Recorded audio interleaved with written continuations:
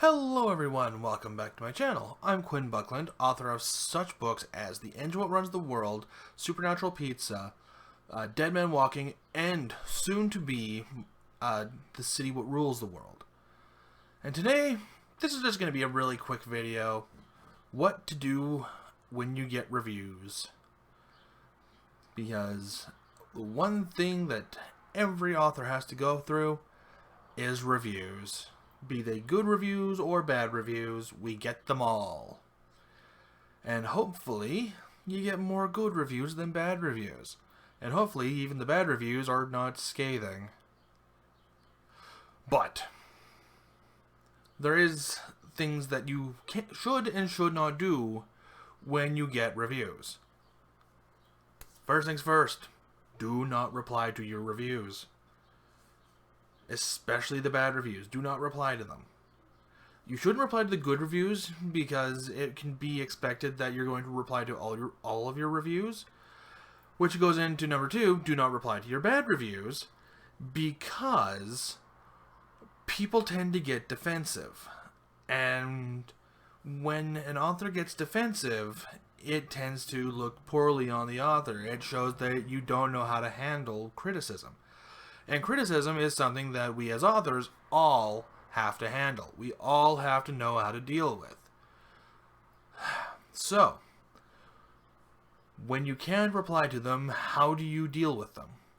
Well, there will be some authors that will say, don't read your reviews. Just don't do it. It's like the YouTube comment section, you just don't read it. It's a bad idea all around. Personally, I disagree with this take. I do think that you should be reading your reviews. If they're good reviews, then you're going to feel good about yourself. You're going to feel good about your book. You're going to feel good about everything that you've put out. It'll just feel good. And frankly, we as people could stand to feel good more often. If they're negative reviews, though, you should still read them.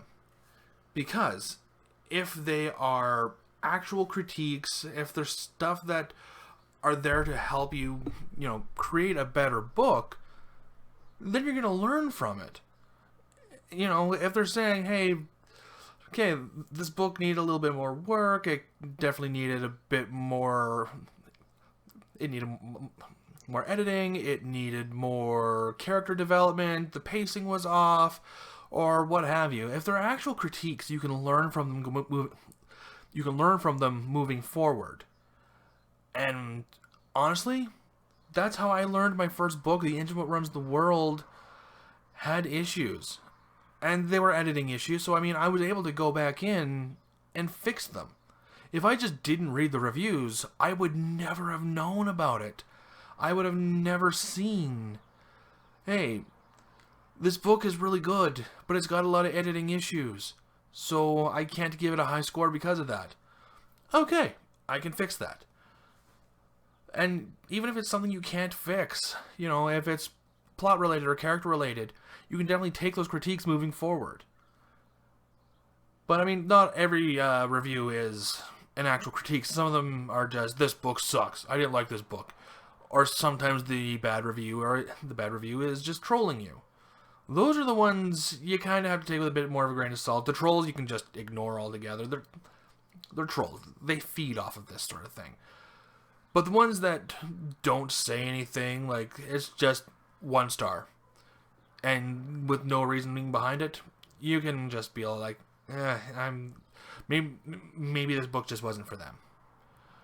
Or, if they're just like, this book is bad, this book sucks, you can kind of just brush that one off too, as this person just didn't like the book.